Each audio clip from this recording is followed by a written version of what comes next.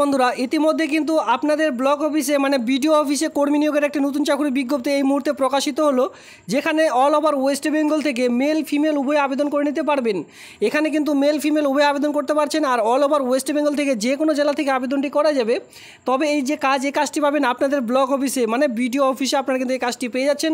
কোন পোস্টের জন্য? BCW backward class department, BCW পোস্টে যে কর্মী নিয়োগ এই সেকশনে কাজটি পাবেন। BCW হচ্ছে ব্যাকওয়ার্ড ক্লাস ডিপার্টমেন্ট, যেটা কিন্তু SC ST OBC, ঠিক আছে, SC ST OBC ডিপার্টমেন্টে কর্মী নিয়োগের একটা নতুন চাকরির বিজ্ঞপ্তি। তো এই যে কাস্ট সার্টিফিকেটগুলি তৈরি করা হয় বা নতুন যারা আবেদন করছেন তাদের ভেরিফিকেশন করা বা তাদের যে অনলাইনে ফর্ম ফিল আপটি করে আপনাদের ব্লক অফিসে জমা করছেন, তো সেই সকল ভেরিফিকেশনের কাজ কিন্তু আপনাদের করতে হবে ঠিকঠাক রয়েছে কিনা।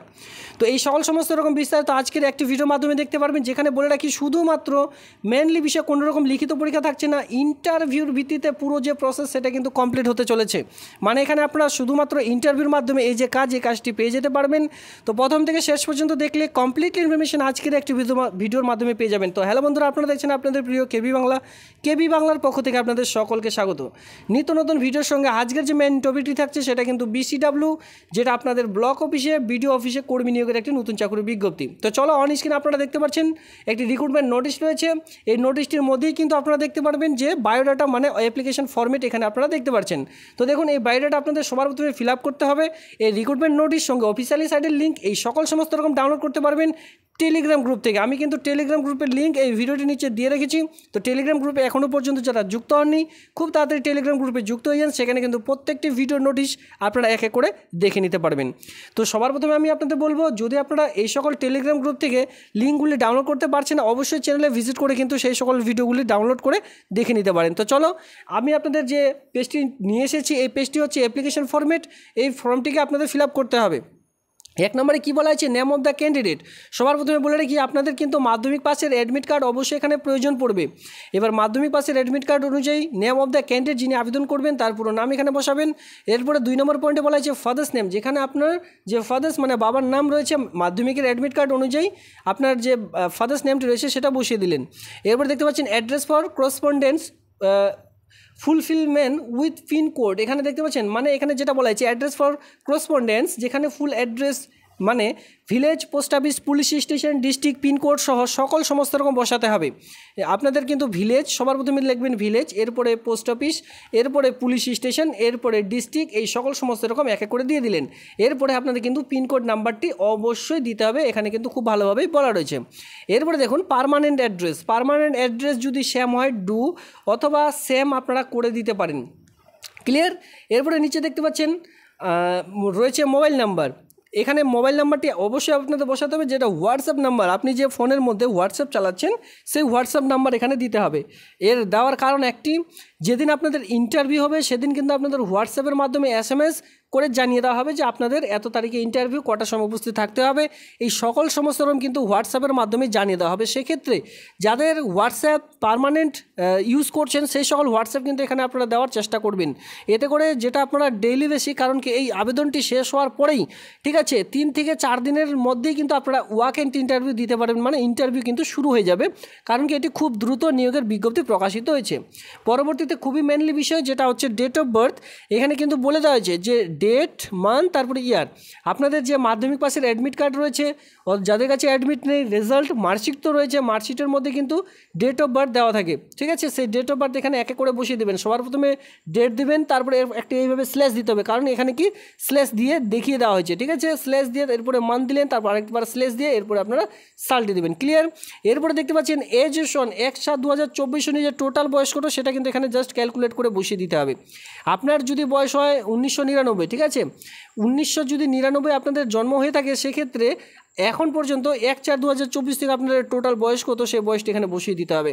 যাদের বয়স 60 অথবা 50 অথবা এখানে দেখতে পাচ্ছেন 33, তো এভাবে যত আপনাদের যে আপনাদের এক কথায় বয়সটি সেটি ক্যালকুলেট করে বসিয়ে দেবেন। এবার অনেকে অসুবিধা হতে পারে, সেক্ষেত্রে ক্যালকুলেট করার জন্য আপনাদের কিন্তু প্লে স্টোর থেকে একটি অ্যাপ পেয়ে যাচ্ছেন যেখানে এজ ক্যালকুলেট বলে, তো সেই অ্যাপটি ডাউনলোড করে নিলে আপনাদের কিন্তু সুবিধা হবে যে কত বছর, কত মাস, কত দিন সকল সমস্ত রকম কিন্তু সেখানে অলরেডি চলে আসবে। পরবর্তীতে নিচে দেখতে পাচ্ছেন এই যে ফর্ম এখানে বলা হচ্ছে সেক্স না মেল না ফিমেল, যেহেতু মেল ফিমেল উভয় আবেদন করতে পারবেন, মেল হলে মেল লিখবেন আর ফিমেল হলে অবশ্যই ফিমেল ঘরে আপনারা ক্লিক করবেন বা ফিমেল এখানে লিখবেন, নিচে কিন্তু সেটা দেওয়া হয়েছে, ঠিক আছে। এরপরে দেখতে পাচ্ছেন যে whether belong a member of SC ST OBC exempted category, আপনি কোন ক্যাটাগরিতে বিলং করছেন, এসসি নাকি এসটি নাকি ওবিসি নাকি এক্সামড ক্যাটাগরি, যে ক্যাটাগরিতে বিলং করছেন সেটা কিন্তু এখানে অবশ্যই আপনাদের লিখতে হবে, ঠিক আছে।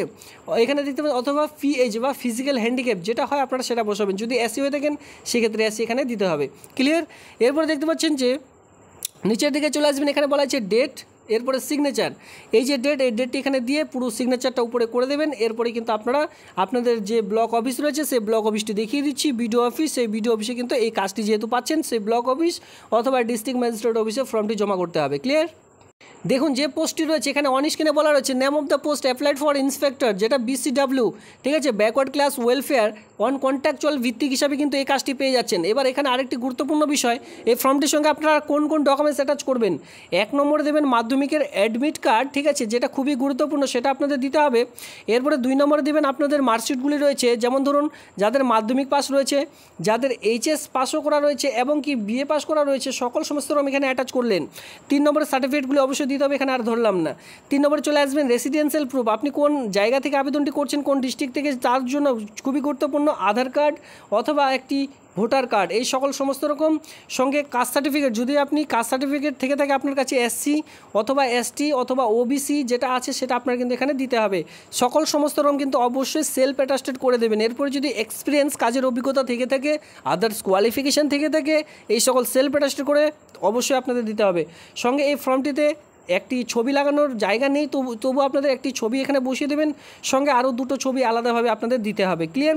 এই কয়েকটি ডকুমেন্টস সেলফ অ্যাটাস্টেড করে একটি খামের মধ্যে ভরে সবার প্রথমে এই যে ফর্মটি রয়েছে অন স্ক্রিনে দেখিয়ে দিচ্ছি, এই ফর্মটিকে রাখবেন। এরপরে বাকি সকল সমস্ত রকম কোয়ালিফিকেশানগুলি, এরপরে অ্যাড্রেস প্রুফ, কাস্ট সার্টিফিকেট, এরপরে সবার শেষে দিবেন আপনারা অ্যাড্রেস প্রুফ, দেওয়ার পর তারপরে সেলফ অ্যাটাস্টেড করে আপনারা কিন্তু একটি খামের মধ্যে ভরে তারপরে ফর্মটি জমা করবেন। এবার চলো লাস্ট ডেট ফার্স্ট ডেট কী রয়েছে সেটা দেখে নেওয়া যাক।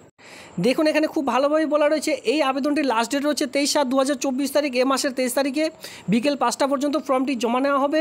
যেখানে বলা হচ্ছে ডেট অফ ইন্টারভিউ, আপনাদের যে ইন্টারভিউটি শুরু হবে সেটা কিন্তু 26/7/2024 তারিখ অ্যাট 12টার সময়, বুঝতে পারছেন। এখানে দেখে রাখুন, এখানে কিন্তু 23 তারিখে আপনাদের যে আবেদন প্রক্রিয়া সেটা কিন্তু সম্পূর্ণ হয়ে যাবে। আর এখানে আপনাদের ইন্টারভিউ যেটা ডেট রয়েছে 23/7/2024 তারিখে আপনাদের আবেদনটির লাস্ট ডেট। এরপরে আর কিছুদিনের মধ্যেই এখানে দেখতেই পাচ্ছেন যে 26 তারিখে কিন্তু আপনাদের এই ওয়াক এন্ড ইন্টারভিউ শুরু ঠিক 12টার সময়, অতএব আপনাদের কিন্তু উপস্থিত থাকতে হবে ঠিক 10টার সময় সেই অফিসে। এখানে বলা হয়েছে যে কোথায় এটা দেখতে পাচ্ছেন, office of the chamber additional district magistrate management chamber of the additional district magistrate development block, যেটা কিন্তু পুরুলিয়াতে রয়েছে। তো পুরুলিয়া জেলায় কিন্তু এই রিক্রুটমেন্টের বিজ্ঞপ্তি প্রকাশিত হয়েছে, যেখানে ওয়াক এন্ড ইন্টারভিউ ভিত্তিতে যে পুরো নিয়োগ, সেই নিয়োগের বিজ্ঞপ্তি এখানে প্রকাশিত হয়েছে, অন স্ক্রিনে সেটা দেখতে পাচ্ছেন। আর অবশ্যই বলা হয়েছে প্রত্যেকটি ডকুমেন্টস কিন্তু সঙ্গে নিয়ে যাবেন। কোথায় এই কাজটি পাবেন, এখানে দেখতে পাচ্ছেন Balrampur development block and Harua development block, 2টি ব্লকে এই নিয়োগের বিজ্ঞপ্তি প্রকাশিত হয়েছে, মানে 2টি ব্লকের মাধ্যমে এই কাজটি পেয়ে যাচ্ছেন। এই 2টি ব্লকের মধ্যে যে কোনো একটি ব্লকে কাজটি পাবেন, ঠিক আছে। তো এই 2টি ব্লকের টোটাল আপনারা যে শূন্যপদ, এই সকল শূন্যপদে বিজ্ঞপ্তি বেরিয়েছে। তো আমি আপনাদের সকল সমস্ত রকম বোঝাতে পারলাম। বিসিডাব্লিউ বারবার বলছি, ব্যাকওয়ার্ড ক্লাস ওয়েলফেয়ার ডিপার্টমেন্টে কিন্তু এই কাজটি পেয়ে যাচ্ছেন। আর যেটা আপনাদের বয়স লাগবে সেটা কিন্তু 63 ইয়ার্সের মধ্যে, অবশ্যই গভর্নমেন্ট রিটায়ার পারসন হতে হবে, তারপরে এই আবেদনটি করতে পারবেন। যারা রিটায়ার প্রাপ্ত নেই তারা কিন্তু এখানে আবেদন করতে পারবেন না, এই কথাটি এখানে অবশ্যই মাথায় রাখবেন। কারণ বিসিডাব্লিউতে বেশিরভাগই কিন্তু রিটায়ার পারসনদেরকে এখানে নেওয়া হয়ে থাকে। 12,000 টাকা পার মান্থ আপনাদের স্যালারি প্রোভাইড করা হবে। বারবার বলছি, যদি আপনারা এর আগে কোনো রকম গভর্নমেন্ট সেক্টরে চাকরি করেননি, রিটায়ার প্রাপ্ত নন, তাহলে কিন্তু এখানে আর আবেদন করতে পারছেন না। গভর্নমেন্ট এর আগে যদি চাকরি করে থাকেন, যেমন ধরুন ইন্সপেক্টর পোস্টে, এক্সিকিউটিভ অফিসার পোস্টে, হেড ক্লার্ক বা ইউডিসি আপার ডিভিশন ক্লার্ক, এই সকল পোস্টে যদি কাজ করে থাকেন, রিটায়ার প্রাপ্ত হয়ে বাড়িতে বসে আছেন, বয়স রয়েছে 63, তাহলে আবেদন করা যাবে। এসসি এসটি হয়ে থাকলে, 65 ইয়ার্সের মধ্যে বয়স হয়ে থাকলে আবেদনটি করা যাচ্ছে। এ ছিল আজকের ভিডিওটি দেখবার জন্য ধন্যবাদ।